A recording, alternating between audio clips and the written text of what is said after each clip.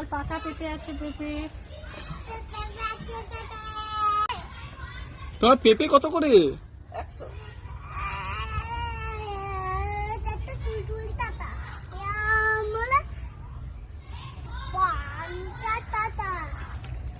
আচ্ছা, কতগুলো দেবে আমাকে?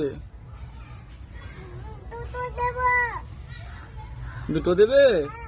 পয়সা কি দিতে হবে আমাকে? আমার কাছে তো পয়সা নেই। আমাকে দিন, এই নিন, এই নিন 20 টাকা দিন, একটা আম দিন।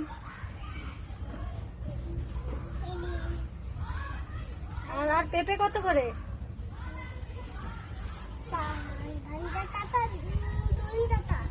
50 টাকা।